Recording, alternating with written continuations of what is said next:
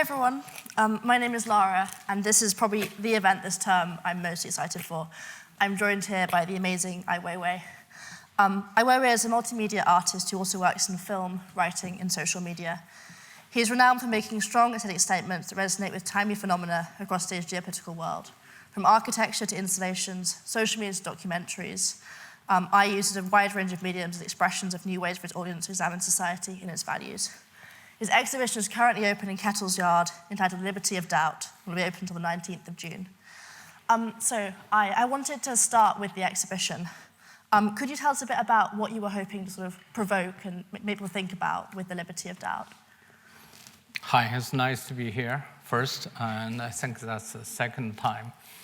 The room looks a little bit larger than the first time, but yes, I do have an exhibition in Kettle's Yard, and I wonder how many people have seen the show. Maybe just you or a few, but thank you.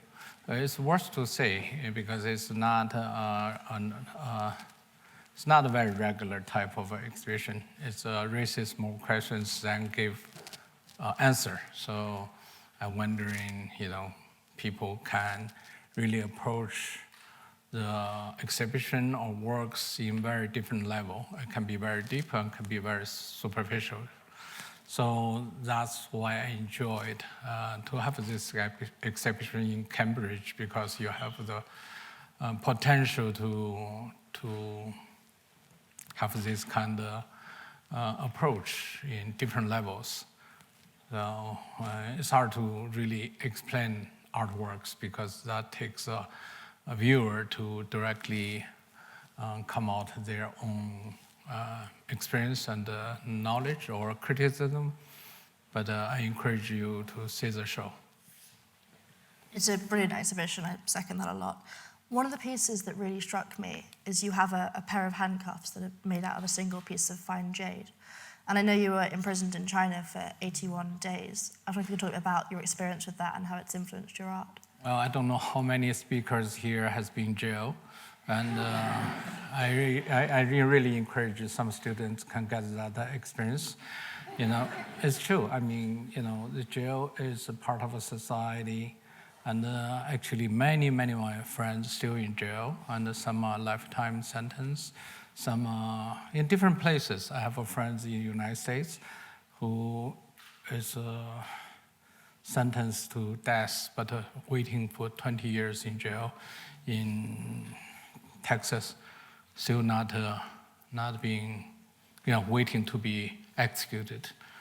But he had a crime when he was 18. So I know many people in jail, and another famous person is Julian Assange, who is in jail in British prison and facing the possibility to extradite him to US, and could face 175 years in jail only because WikiLeaks provide information of state crime. He is a journalist. He provides possibilities for civil society to understand what the government is doing. And he's in jail. And so I encourage students here to make sure you can get into jail and get out of it. And so my experience is very strange. I was trying to promote civil society. I was kind of naive in China.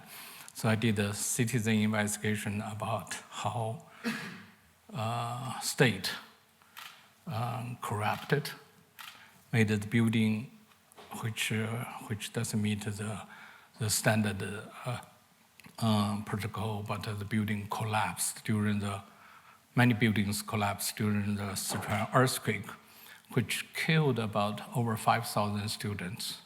So I demand the state give me a clear answer. Who are they?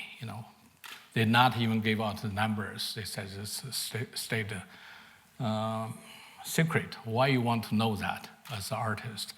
I said, I have to know it. I have to think they're part of me. They could be my son or my daughter, So I demand for the names, but they never answer. States are always very arrogant. They never answer you. So I organized a citizen organization to see citizen investigation. We go through all the school and their home, knock on the door to ask what really happened. We locate 5,219 students with their birthday, their name, their home address, from 3 years old to 17 years old. And I post those findings on my blog. At that time, China is still a little bit loose about the internet. So which draws a great attention. You can imagine, whole nations watching this crazy artist doing this. And until one day they shut off my blog. Later, I still fighting with this kind of judicial system with very open activities. Some are online, some are social events. Till one day they locked me up. So that's I will try to make it short. And over the course of those 81 days, I know you sort of lived in this very sort of controlled prison with guards that followed you around everywhere. You like to know that? What was that like? Well, they stay a little bit closer, like half stage, standing right in front of me like this. Two of the soldiers in military uniforms just stare at me without blink. They trained very well. They can just stare to you like maybe half hour without blink. And they're not going to talk to you 24 hours. And even when I'm asleep, they're standing next to my bed, just look at me like this to prevent me not to get, suicide, which I'm not going to suicide. I know I have to kill someone before I get suicide, but of course I never did that. But they standing, even when I take a shower, they're standing next to me.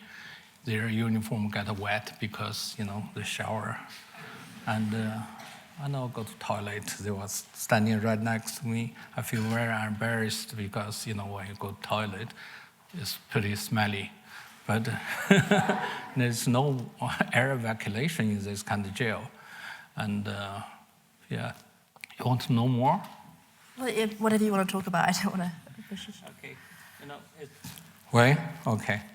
It's an interesting experience. So, but they only handle the top officials from the state with that kind of treatment. And throughout the exhibition, you portray these sort of very scary experiences, like being imprisoned or the security cameras surrounding your studio, with these beautiful materials, sort of porcelain, marble, jade. Why have you done that? Well, as an artist, you always have to transform your experience into some kind of metaphor or a language which other people can understand or misunderstand. You need some kind of form. We all living, so-called civilization or civilized world is we always name our experience with a new name, a new vocabulary. So that's why I'm fascinated in creating those forms about civilian cameras, handcuffs, but with very different language. Could be marble, could be jade, could be very fine carpentry work. I'm fascinated on skills and material, the thing you can touch, and yeah. And I wanted to bring this back to Cambridge for a second, because obviously that's where we're from. You've acquired these incredible vases from an auction in Cambridge. I know that you've dated some back to the Northern Wei dynasty and identified others as fake.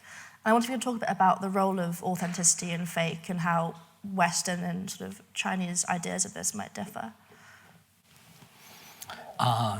Yeah, that's a topic can be talked from many angles. Yes, I did bought some Chinese antiques, which come from 1,500 years ago, which is Northern Qi period. I was on a trip driving from Berlin to Lisbon. It's 3,000 miles, and has nothing to do in my car, and I just use my iPhone then to make a pitch in the auction, because the auction have a lot of Chinese artifacts. So, and ended up I have a few dozen of works. It's not exactly I want to buy them because the price is very low. So I try to raise up the price a little bit, but ended up nobody bidding, and it become mine. So, don't try that. It's not it's a lot of tricks in an auction house. So, my girlfriend have a garage in Cambridge. So it turned out the auction house is from Cambridge. So delivered everything into that garage. Then I think months later, I come back because during the pandemic. Then I opened those boxes and realized some works cannot be true, cannot be real. By the way, I'm a like kind of collector in Chinese antiquity for years. So yeah, many of them are copy. And at that time, I was preparing to have a show in Untitled Art. The museum directors here, Andrew, we had a discussion to see if I can show those works and talk about the very general topic about what is real, authentic. I have to turn off my phone, sorry. Yeah. The people only calling me during my interviews or, crazy. This morning I had a interview with BBC, and they keep calling. I said, what are you talking about, So, but normally nobody calls me. And so, yeah, we decided to show this topic because in the history, not only art, but art is also people care about real and not real because that relate to price. Because people collecting something, very often the collectors doesn't know anything about the work, but they really look at the price. So it's like my friends, they go to a Chinese restaurant, they don't know what kind of food, but they look not the food name, but they look at the price, they choose the most expensive ones. Very often is some kind of, it's not very, crabs or something. So, collectors, they buy things because very often it's because it's expensive. So in the art world, the real or fake is always the question. Not too long ago, there's a piece, I don't know the name of the piece, that is come from Leonardo da Vinci about a god or something, with gesture like this. Sold at like sky-high price. But till today, that piece still, nobody knows where's that piece because still arguable. Many people said that that's not real and whatever, but it sells the highest price. So maybe I talk about too much of that, but so about real or fake in the West and the East, I have a very different understanding. In China, especially in China, people for generations always copies early generation or early so-called master works because that's the only way you learn. And that's also the biggest rewarding, the honor is you can make something look so much the same, or even many people make it only because they want to prove they're better than the previous one. So that has been a tradition of learning, is to copying. And Chinese calligraphy, Chinese poetry is all about memorizing. So which is interesting, raises up a very interesting question, how we how we really learn from the past. Of course, in the modern society, we think everything we want to do is new. We encourage everybody to be original, which most times is ridiculous. Where does that original come from? Even Picasso's or Brancusi's work, they're all copies of the African sculptures, which African sculptures also has no original. You don't know an artist who made it from African sculptures. So there's a very different notion about authenticity and real or fake. So I think it's an interesting topic to talk about. And also in the political world, and to try to find so-called absolutely truth. Very often we find out that is also a fake. It's not really nothing to do with the truth, so-called. So it's interesting always to see how people make judgment, under what basis, and how relevant, and yeah. Moving into the political world, I'm quite interested in your politics. Obviously, you've been a very vocal critic of the Chinese state. The world. Yeah. Okay. But you split your time now between Portugal and Cambridge. But you spent a lot of time in Germany, and am I right in thinking you left because you were disappointed in their relationship with China? Do you see Britain going the same way? And how should Britain be dealing with China right now? Well, it's not that simple. It's not left because I care about whose relationship with whom. First, I left places most likely because I'm uncomfortable. It's like you sleep one way, you feel uncomfortable sometimes because the pillow is too soft or it's just something wrong. Heat is too much. You hardly even to describe why it's uncomfortable, but I trust my judgment. I don't think Germany is the place I want to stay. So, and I left. And you ask me politically, how do I think? How should countries like Britain handle their relationships with China? What do you want to see happen? I would not say a country like Britain. I mean, basically that's, we would say the Western world, which Britain is no different from other Western world. Fundamentally is not much different from Chinese point of view. And how they handle it is a very, very big topic. Basically nations struggle for their own surviving. They always want to take advantage or make profit from dealing. That's no different from China or from the US or Britain.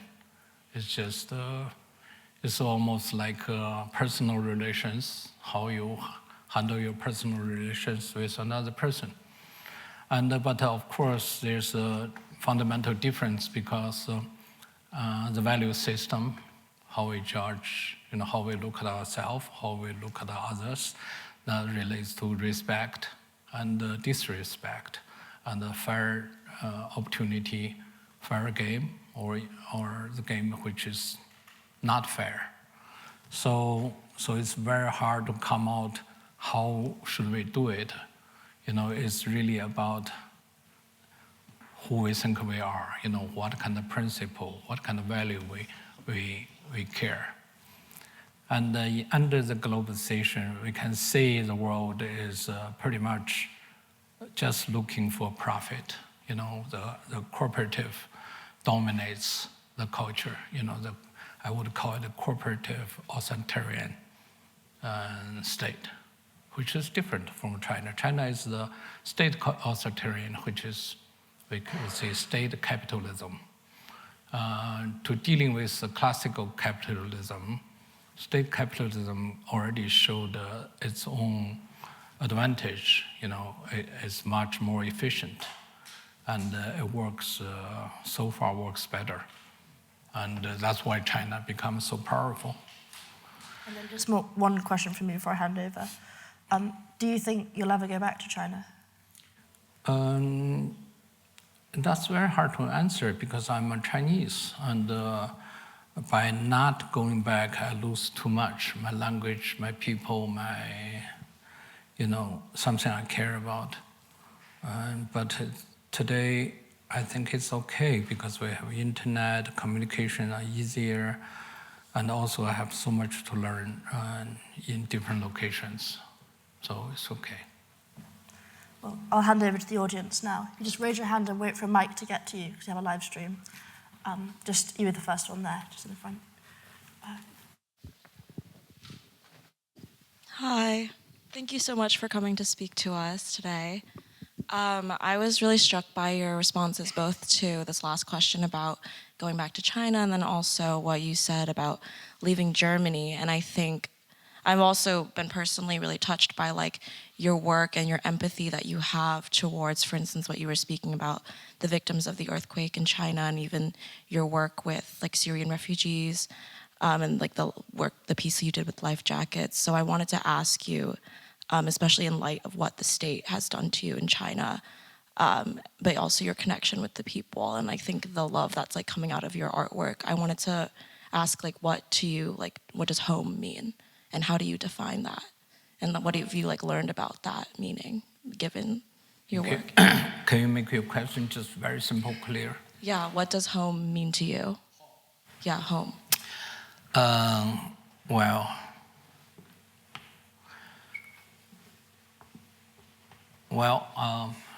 If I give a definition, home is someone can provide your security, sense of safeness, and also it's can have a tolerance or accept who you are. That's home, Only your family can accept who you are. But my experiences have completely cut off from the definition of home because when I was born, my father was forced as exile. The year I was born, he was exiled internally in China. So he spent about 20 years in Xinjiang, we are first generation in Xinjiang to be re-educated through hard labor. And so I never had a sense of home. My family means very insecure because it's enemy of the state. And home become a symbol of a punishment because I grew up in such a family. And later, of course, for many different reasons, I'm exiled person. And besides the language, and I'm a Chinese, and some kind of habit, I like Chinese food. I don't have a sense of home at all. Yeah.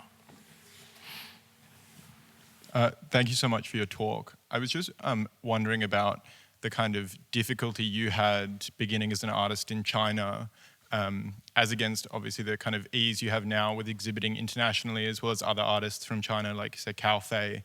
I was wondering, when you look at the younger artists in China, particularly contemporary artists right now working, how that compares to your experience and whether you think it's easier in some respects, or do they face more censorship or more difficulty?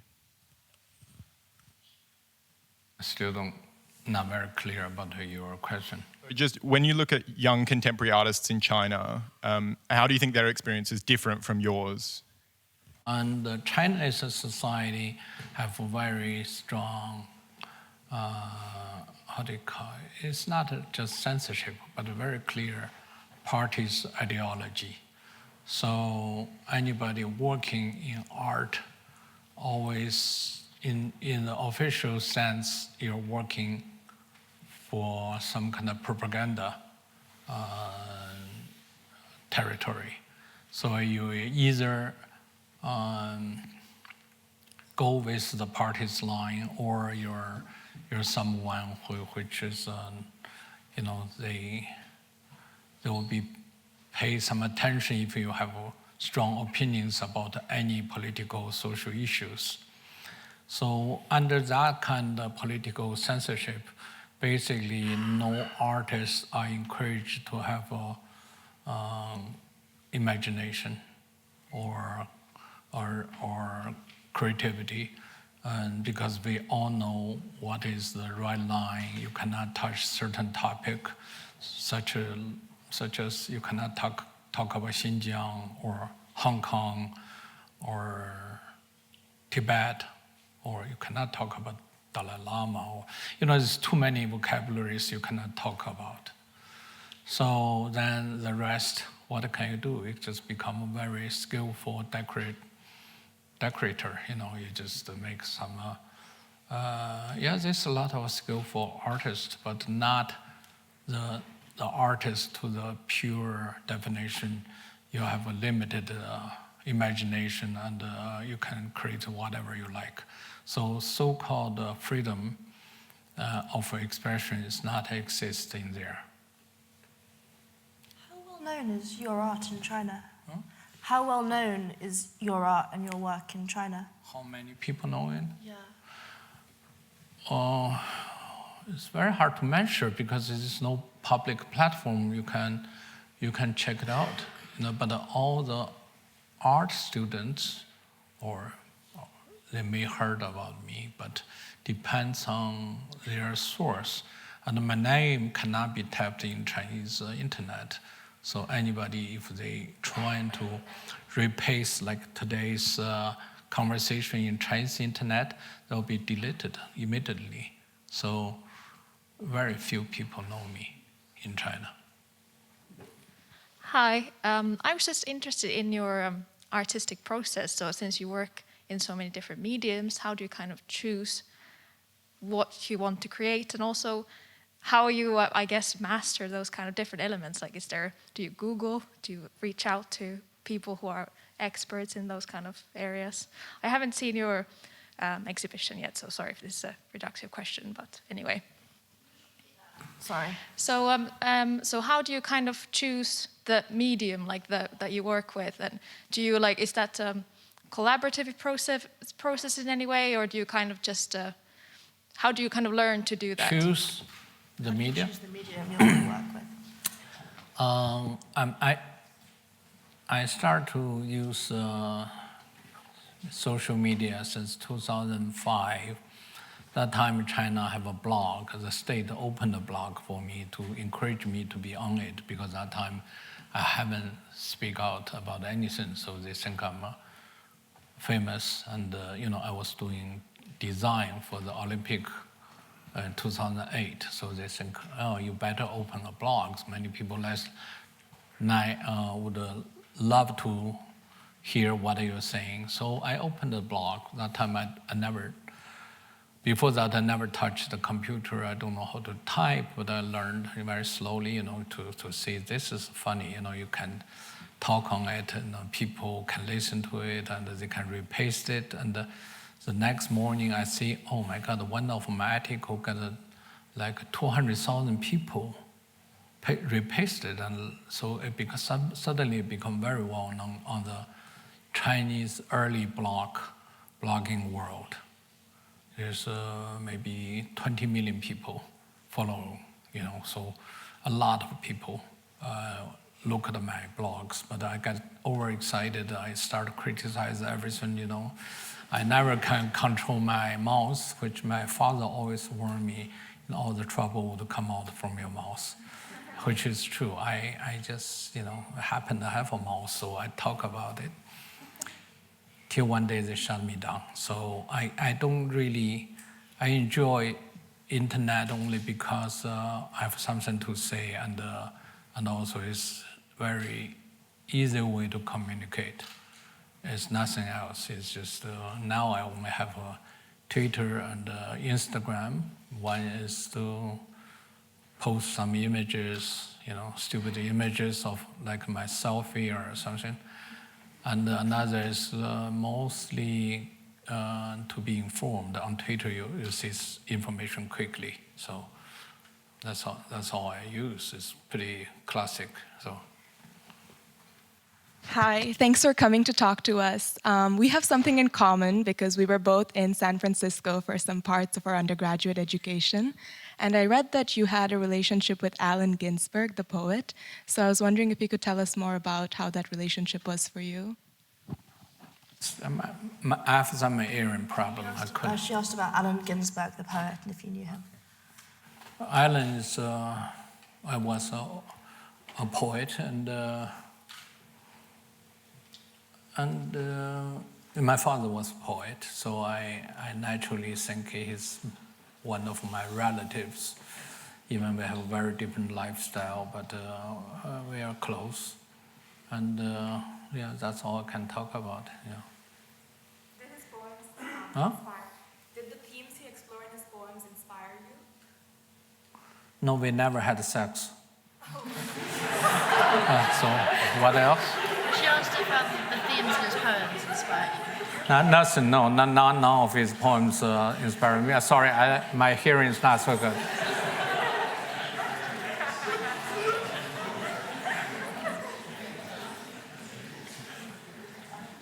Just go. On social media, you've promoted the hashtag and the movement Run for Our Rights. Has that received any criticism recently? What movement? Run for Our Rights, the hashtag? Oh. Well, years ago, when Julian Assange, I have to mention him again because he sent one of his trade mail to me, to Germany, my studio.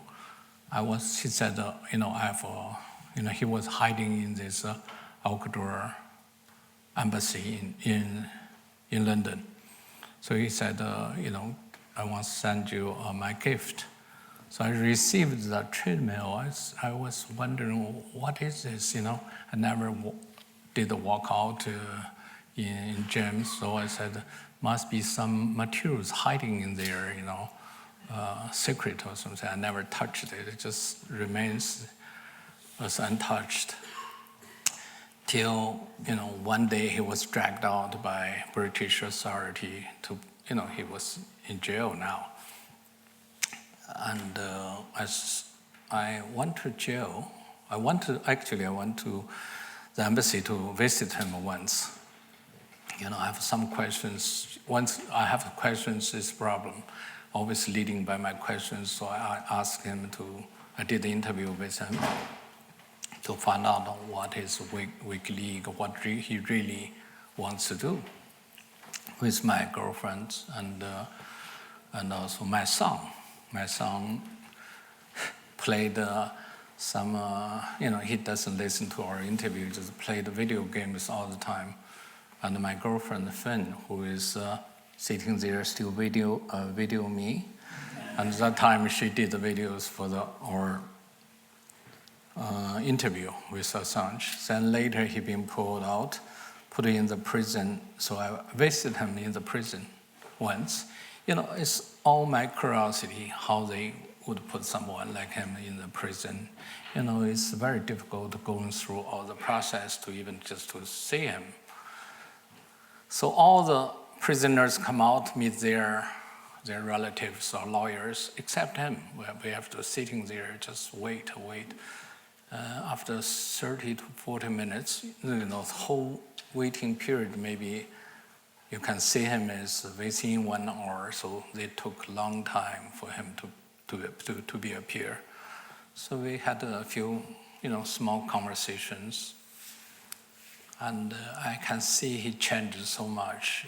He's really beaten up after so many years in this kind of horrible condition. Then later, London had a trial, so I also applied to listen in the trial to see if he should be extradited to US. And, he's sitting in the trial, I waved, so just show some solidarity. If you care about certain values, I believe you have to show out. You have to be there. Otherwise, you don't believe, you don't care about anything. People say, oh, I care about this, I care about that. I think that's bullshit, Nobody cares about everything. Anything is our today's condition, And so I was there, and I was thinking, what can I do? So I opened the trade mail, I started to work on it. I said, let's do some kind of small act to say anybody can send me an image when they are running a same location, like treadmill, and running, but at the same time you're not moving. You stay the same. So that's pretty much describe our condition today. So yeah, that's the activity still ongoing. I put on Instagram. So Just in the front there in the blue top. Thank you for coming today. I remember back in London in 2015, you had an exhibit, and you had this shape you had built of China out of stools, and it was with Hong Kong and Taiwan. And so I think it was meant to demonstrate the fragility of the sort of the one China ideal. And so I wanted to ask, given the efforts now a few years on of the Chinese government to homogenize these different regions, how sustainable do you think this one China ideal is, and what does Chinese identity mean to you?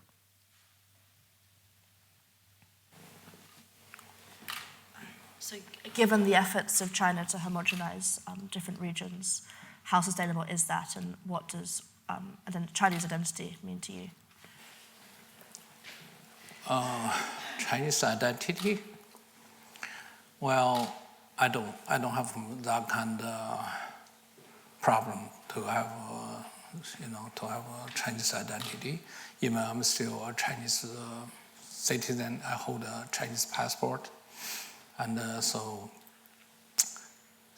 that doesn't really mean anything to me, because I have seen enough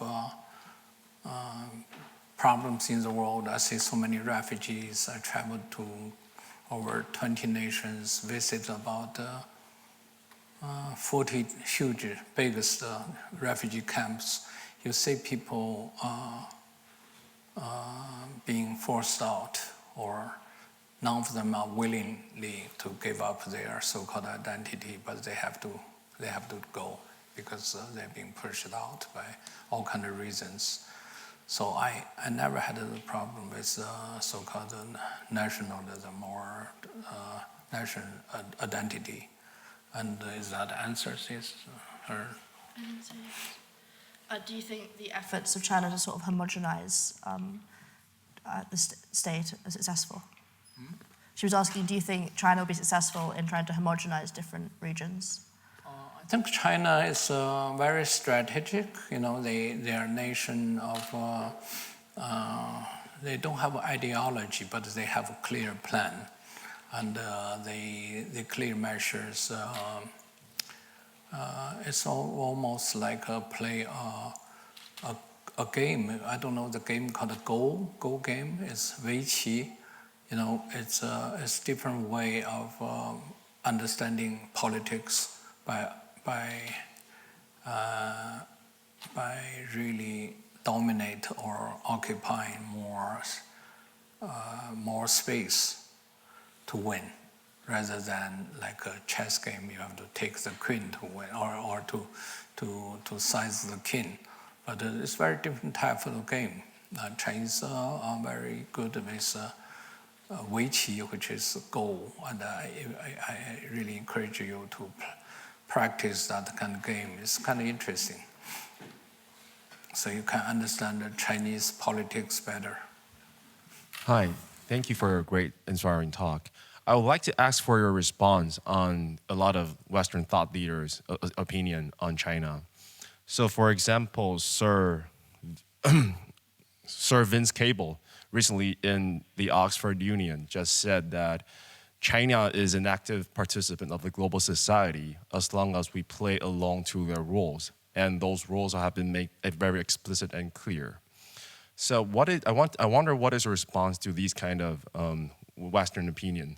Like, as long as we can play along to Chinese rules, then they should be our great alliance instead of enemy. What's your thought on this? I totally cannot hear clearly. He asked your opinion. Sorry. Huh? He asked your opinion on Vince Cable's recent comment that we should work to collaborate with China and play by their rules. Collaborate with China? Is that right? Yeah. So Yes. This is better, right? Sure, I'll do that then. So it's more like, basically, there is a lot of Chinese experts in the Western world claiming that even though there might be issues, human rights issues in Xinjiang or the rest of any part of the Chinese world, as long as in the international society setting, as long as we play along to the roles China have set, then they should be our great alliance instead of enemies. And I just wonder what is your response or opinion on these kind of stance? Thank you. Well, let me guess on what you're asking. I think, yes, there's always argument about the West sometimes raise human rights issues about China, and would always think that is some kind of bargain chip for the West, and to see how they act in dealing with China. Is that okay? So my opinion is first, I will never think the West in the position can say China is the only nation violates human rights. And so I think in every West nations, there's big issues about human rights. And they also seems don't care, you know. And clear example is I talk about freedom of express, you know, freedom of media. You know, I said Assange this third time. You have Snowden, who is still living in Russia, and you have Chelsea Manning was sentenced for 30 years under U.S. And there's endless problems with the West in relating to freedom of speech, freedom of press, and human rights. You know, human rights is even bigger issue. When you selling all those weapons to those most dangerous locations, and also encourage a lot of regional, uprising or instability. So when you use those old concepts to say, okay, to point the fingers to China because you're violating those rights, it doesn't work that way, because China would laughing to say, what are you talking about? They don't even want to, they know every state has this kind of problem. So, so the sense would be if the issues is political ideology or economic competition. So you better find a right balance, how to work on those issues. You cannot say, let's boycott the Olympics, and China would be laughing and said, you are not even invited.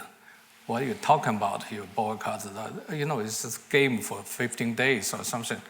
So it only tells China how incapable the West in holding their own values. So that's my answer about it. Just at the back there. Hi, thanks for coming. It's been very fascinating.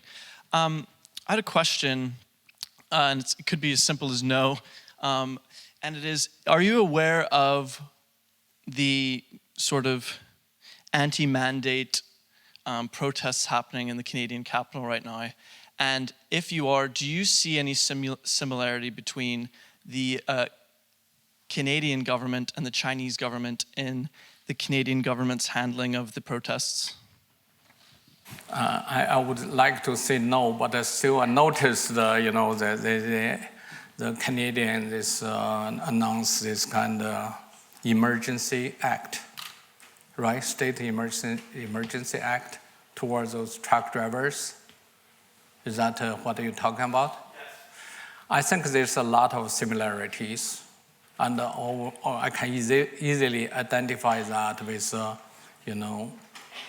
authoritarian states when they cannot handling to have a meaningful communication. They would announce this kind of so-called state emergency act. Same Canadian is doing that, and which is pitiful. We seem to live in times that are confusing, because on one hand, it might have never been as good to be an average person, but on the other hand, you see more and more injustice, such as you're talking about just now, through media and through art. Now, art is often a sort of expression of the times we live in. So I wonder, what do you think the times we live in are right now? He said that. Sorry, I need a translator. That's all right. From English to English. You were saying that art is often an expression of the times we live in, and how would you characterize the times we live in right now? Yes, I'm still alive, so I have to answer that question. And I don't know, I don't have a clear strategy. I'm a person with no clear purpose or target, goal. I respond to the situation. Very often I respond too quickly and I get involved too much. That's how I do it, yeah. Hi, I was wondering, since you were quite like an early adopter of social media as a platform for your voice and your art, like how you think social media is affecting the artwork now, especially with like NFTs and everything. How is social media affecting the artwork now, particularly with reference to NFTs? I don't think NFT has nothing to do or have anything to do with art world. And also, I don't think art... Wait just a second. I also think 90% of it called art world has anything to do with art world either. So that's one. Yeah, so answered. And how is social media affecting the art world? Social media, it's very much to ask how the water or air affect our life. It deeply changes the landscape of what we are seeing and how we feel about and how we express ourselves. It's much profound than we can really characterize it.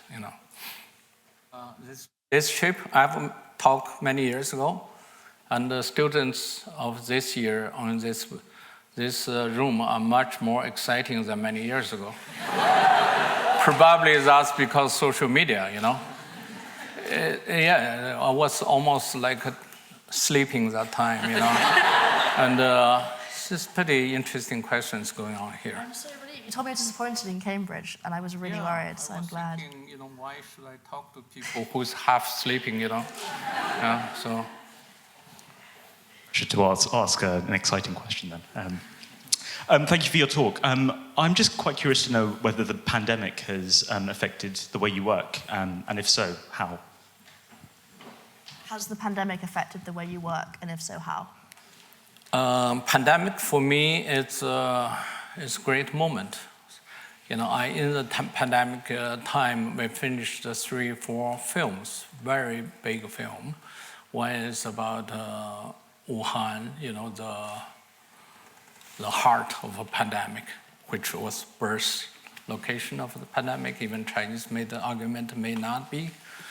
And maybe the pandemic, the first virus could be imported from US. They make this kind of argument, but I clearly believe that started from Wuhan. So I made a film about it with a very remote, internet benefits me to do a remote film about very deep into the bottom of their emergency rooms, the doctors and the ordinary people, the families. So it's a really good film. It's called Coronation. I'm wondering how many people have been watched. 1, okay, 2. It's not bad. 3, okay. A few people know it. Last year, I think王芬是1年前是去年 So 2020, we finished the film. It's in the peak of the pandemic in the world. We handed it to major festivals in the West. First, the committee of the film festival was all surprised. How could you have a film like this? We never can even imagine a film come from Wuhan and about real situation. But of course, all the major film festivals gave me the last words is we cannot show it. And I encourage people in here, if you have casual time, look at the film. And so then we did another film called Cockroach. It's about Hong Kong's uprising. It's a fantastic film. And it's about struggle of people in Hong Kong. Most of them are students. How do they defend the basic values of that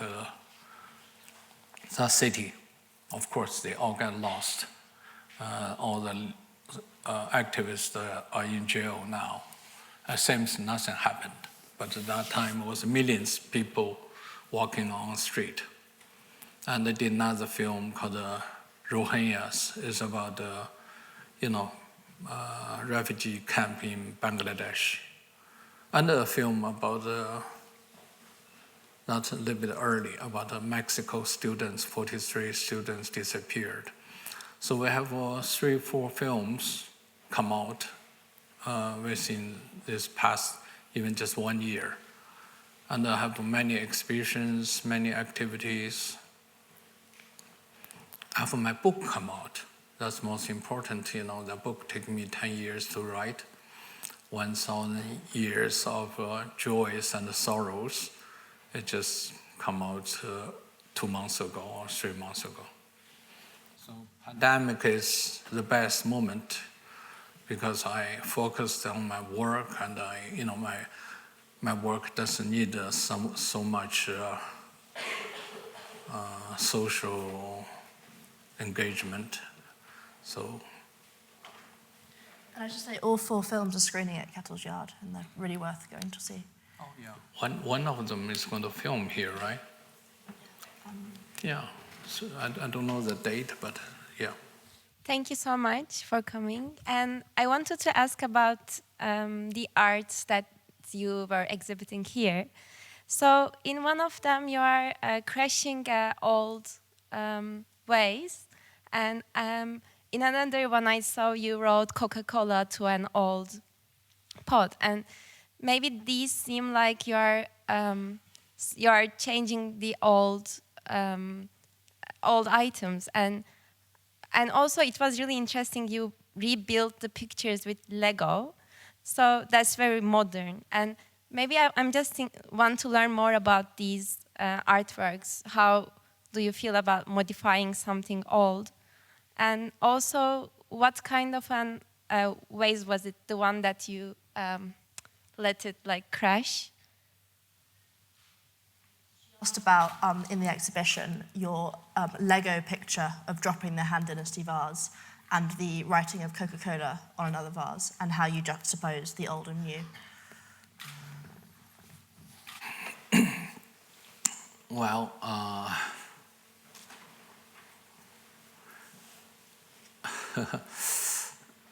don't know how to answer that actually. How do I compare the old and new? Put them against.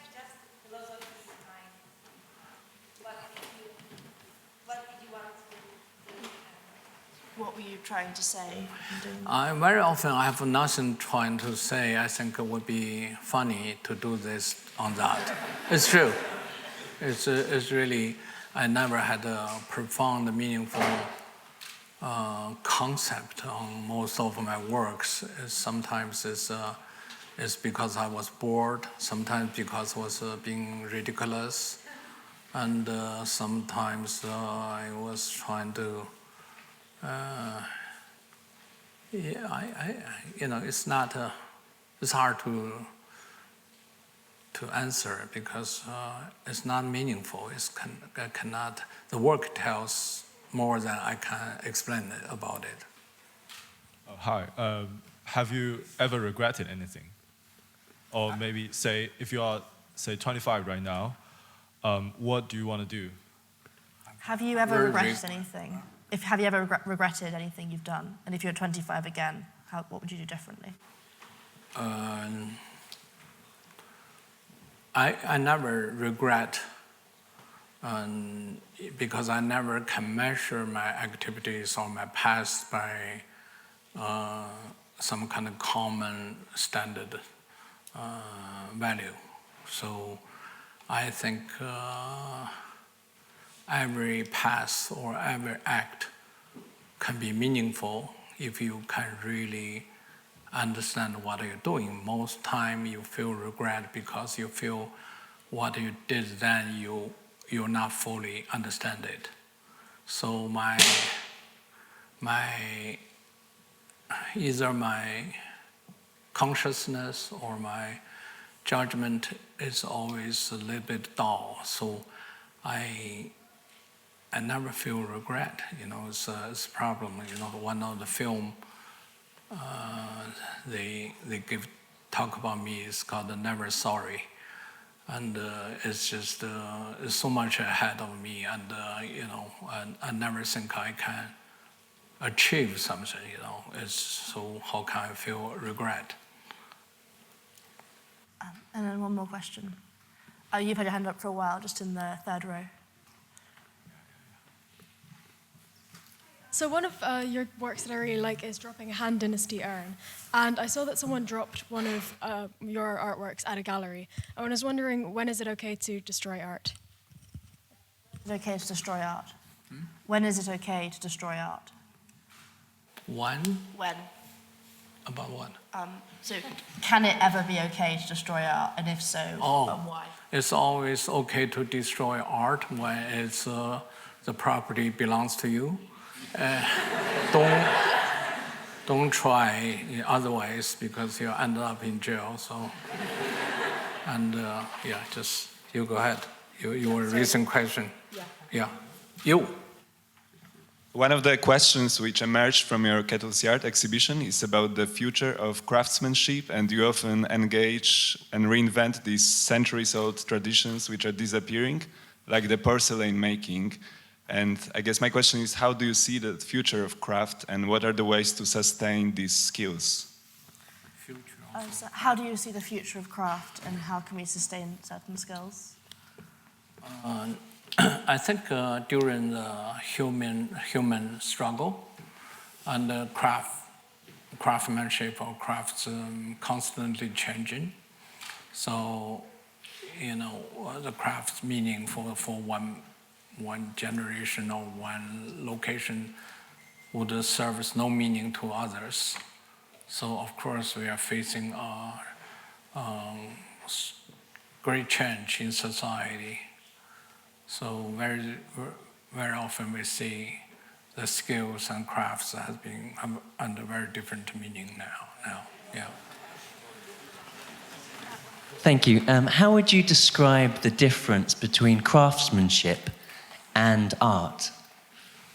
Well, in the old dictionary, I think the art has been called someone has craftsmanship. Now in the modern art, very often you would say a bad art is good art. So they break that kind of understanding. So that means you're more focused on argument, which can be a craftsman, but very often the work is not so impressive anyway. So, yeah. There's one on the corner there. 艾薇先生您好，我是来自中国的一名学生，I'm from China. So, I mean, when I was studying China, actually can confirm that your father's name actually precedes you. I sing the famous poem, and remember when I was young, I was required by the state education to reiterate his poem, for example, 大雁和我的保姆. And just wondering, you mentioned there was a period of time back in the last century where your father was in exile, and how has those period of time affected your art expression, especially given that your father is a very prominent poet, and how does that affect your contemporary creation of your art piece? Thank you. He asked about your father and how your father's time in exile and his poetry have affected you and your art. Thank you. Someone opens the window. I feel some kind of fresh air here. It's so hot. And my father is someone you can call the national poet. He's the very most patriotic poet. And I always feel a little bit shamed. He has a son which is kind of goes the other direction. But we're living in different time. We all respect patriot to our time, So in that sense, we are the same. I think only affects me because he has, as a poet, he has deep beliefs in beauty or in his rationality, and he always being innocent in the way to protect those aesthetic values or moral standard. I think in that sense affects me a lot. And otherwise, I don't even think he would appreciate what I'm doing. He may not even think what I did has any meaning. But he passed away a long time ago, fortunately, so I don't have to ask his judgment. So, yeah.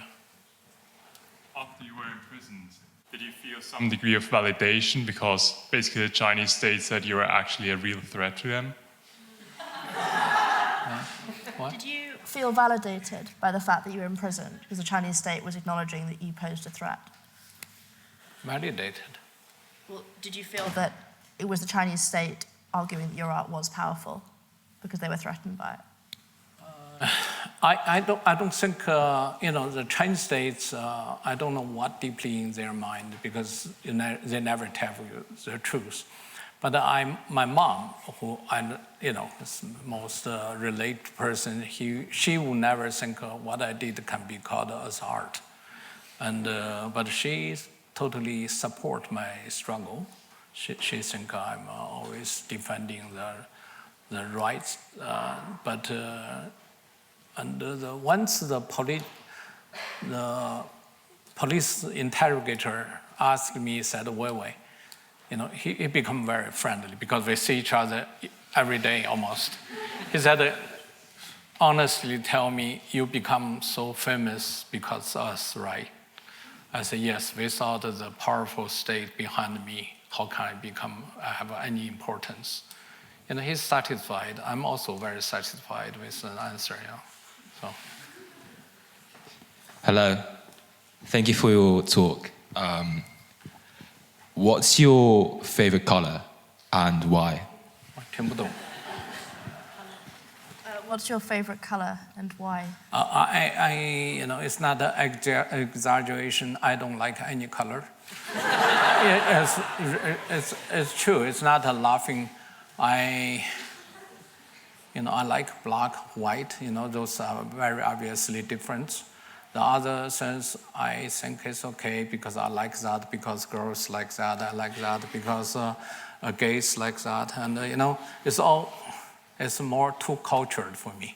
But black and white for me, is what I can accept. A small, short question. Have you met the Dalai Lama? And have you ever thought of collaborating with him on the two most famous dissidents that are living outside China? I met Dalai Lama in 1989. We had about a 1 hour conversation. I would say my impression, he's a very witty man.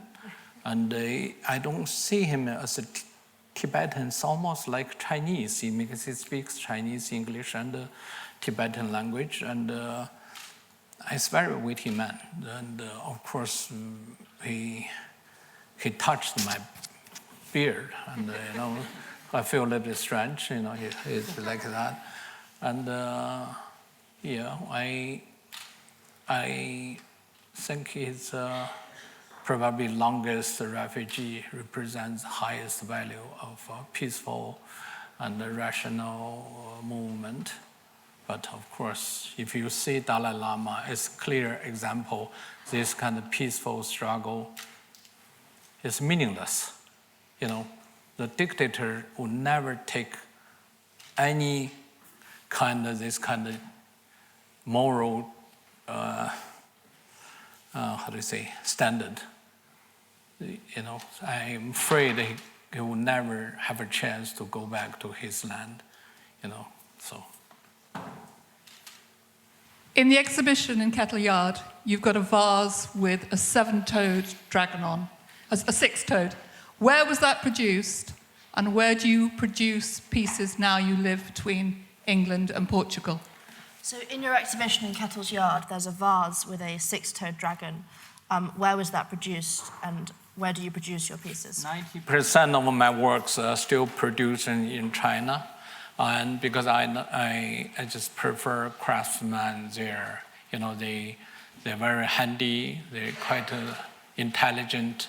This hands still means about the true knowledge, and I appreciate working with Chinese craftsmen. And they can produce highest quality, besides they produce those lowest quality products we see everywhere, but still they can produce highest quality, which that's why I'm always using them. And they can also work with no vacations. You know, if West take a month, they can do 2 days. And of course, much lower salary. You know, I give you an example. I shipped my work from China to Berlin, to Germany, to a museum. And then the museum tell me to display your work, just one work, I have 50 works showing there. They said to display that single work would cost 230,000 euros, which completely knock me down, I think. I feel shame to be an artist. My work just to be displayed costs that much. So I said, okay, just show it, leave it in the box. Don't. So they showed that way, and nobody even questioned. So I just saved the 230,000 bucks. You know, German worker, they just hourly salary will be maybe 30 euros to just taking the ones and out. I framed mask into small frames. They said, just put the mask into the frame, costs 90 euros. My God, I cannot even remember the words. It's 90 euros. And the frame costs 200. In China, maybe costs 20 euro, or no, 2 euros or 3 euros to do the job. So you can see the difference between China and the West are so big. That's why all the business come to China. You cannot stop it because of the profit. Is there a problem with things you said? What? Is there a problem sometimes? Does the authority stop your work coming out of China? Do the Chinese authorities stop your work from leaving China? I would say Chinese authorities are not act that way. I give them credit for doing that. They still separate my art with my activism. You know, so they always trying to convince me, Weiwei, you're so well-known, why don't you focus on your art, forget about the politics. You're not, you don't know what you're talking about. Which I think they are truthful, because politics is really something, I would not call it dirty, but it's beyond our ordinary rationality. In China, we say, if you're not in the same position, you should not talk about the matter. And I try to talk about less if you don't ask me my questions, because BBC or CNN, they always ask me the questions about China, so I have to answer it. But if they don't ask me, I'm perfectly well not to answer those questions, So being honest is difficult and can be costly, but China, I think they are pretty good. They never stop me to do art, so. Thank you. Go ahead. Sorry, I take your job. So. You say that governments are afraid of what poets think. How would you explain that? And also, how do you survive the consequences of always speaking your truth? So how would you explain why governments are afraid of artists and poets? And how do you deal with the consequences of always speaking your truth? I don't know. I still think they should not always afraid of art or some kind of liberty thinking. But that come back to their all those art and the liberty of thinking, questioning their legitimacy. And, you know, it come to the bottom line is about the legitimacy of their control, which is very dangerous to question why you have to control us, why you cannot let us vote. So even just ask this kind of simple questions can be very dangerous. So How do you survive the consequences of asking those questions? how do I survive? How do you survive the consequences of asking these questions? I come to talk to, how do you say, the Cambridge Union, and so that's the part of my surviving skill. Thank you so much for the talk. I just want to ask, after seeing so much and living through so much, what do you think is the most valuable thing in life, and what is the most important thing you reckon that all of us in this room should be aware of or learn? What's the most valuable thing in life, and what's the most important thing that everyone in this room should learn? What's most valuable thing in life? To eat well, to sleep well. And yes, that's true. I mean, if you don't eat well, if you don't sleep well, that's horrible. And what is the next question? And what should everyone in this room learn? Oh, they should learn when they want to go to toilets, they just walk out. Why are you laughing like that?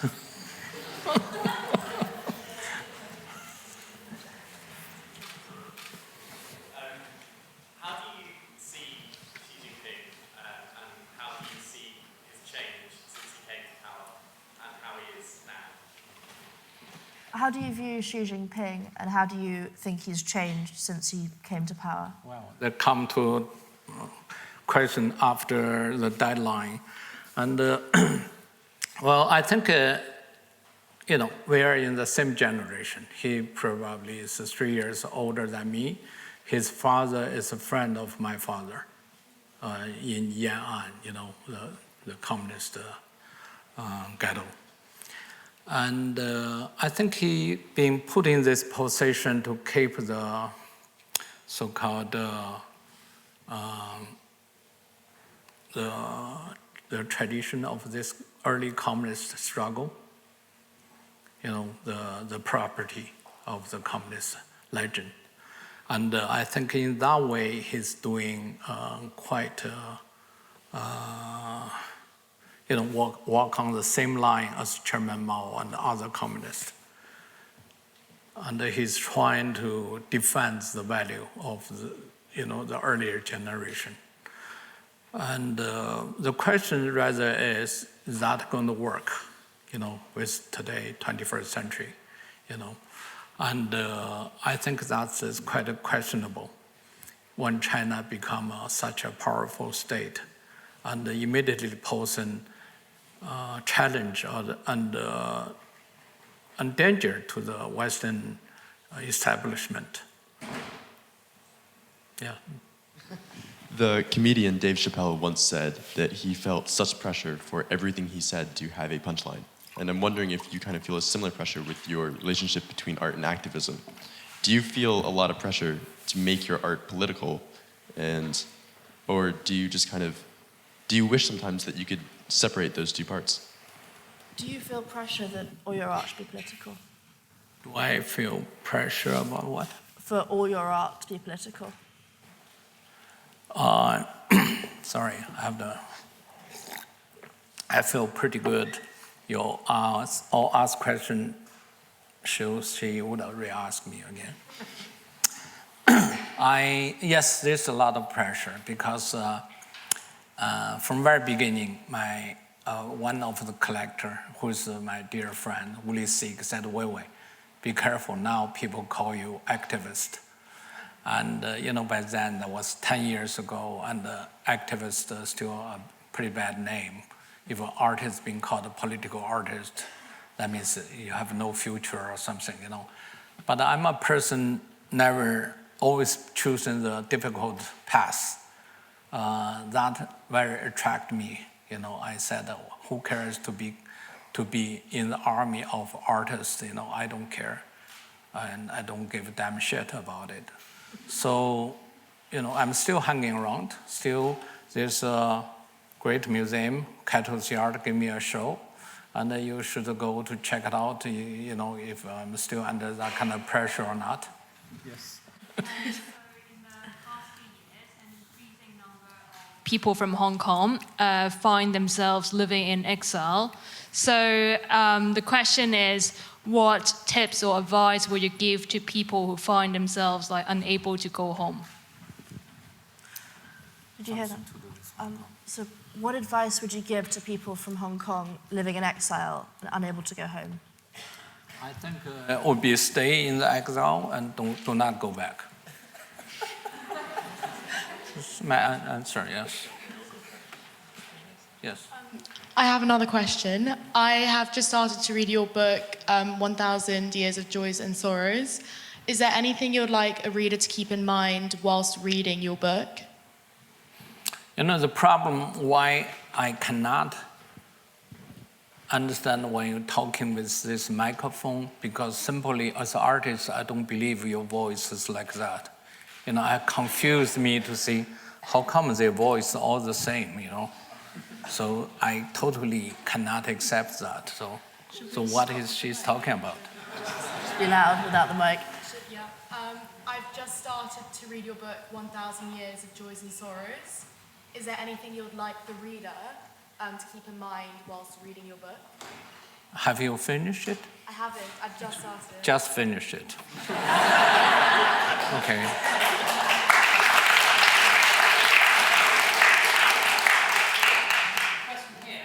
Yeah. Hello, thanks for your visit. I would like to ask you, how has the traditional Chinese art shaped your vision of beauty and your own art? How has traditional Chinese art shaped your understanding of beauty? Well, at the very beginning, as a so-called contemporary, I hate anything traditional. I think that has nothing to do with me. But when I grow older and I become in love, I use the word in love. Normally, I don't use that word. So I learned so much, and looking through the tradition, different generations, how they handling their expression and their way of carrying out their message, fascinating. And I should say, so-called contemporary activities is only 100 years old, but we have a thousands years old history, and they all contemporary at that time, and we have all different kind of religion or different kind of culture. They all contemporary at that time, so you can learn so much more than just look at the contemporary works. And actually, the water in the contemporary is very shallow, very shallow. It's nothing more. You can spend just a week to know all their argument. It's not so rich. So, following your opinion on contemporary art, you said that your artwork explains itself. But as opposed to what we have experienced recently, a lot of time concept art have to be accompanied by an essay to actually grab the idea of the artwork. What is your opinion on the current trend of having an essay next to artwork? I love your voice. And the way you stand up, use gestures, really. Where are you from? I'm from Taiwan. Okay. All right. So a lot of concept art is accompanied by an essay. What do you think of needing to explain what your art means? Okay. So a lot of modern concept art, he said, is accompanied by an Concept art, essay. yes. What do you think of this new trend of explaining what your art means?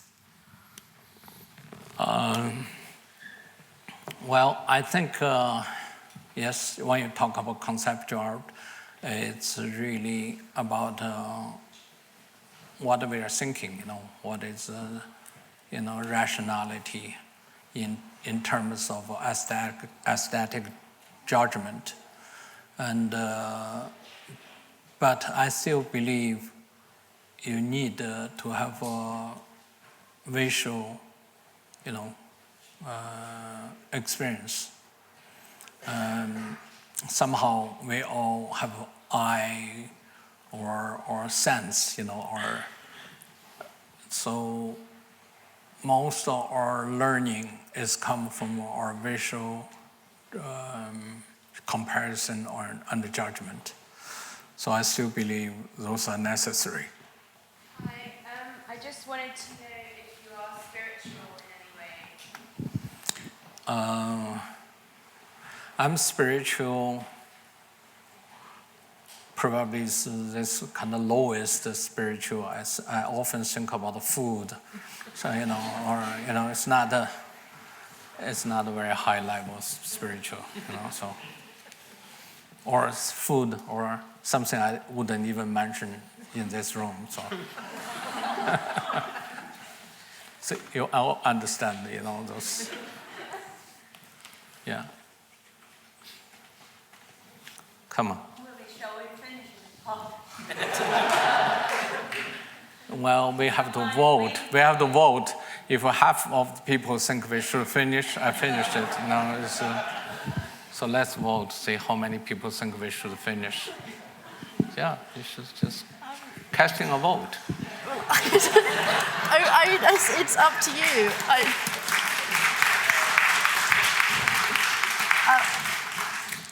Thank you so much for staying a bit longer and answering more questions. No, I mean, seriously, I really appreciate it that you've given up your time for us. I know you're a very busy man, and it's amazing that almost everyone got to ask what they wanted to.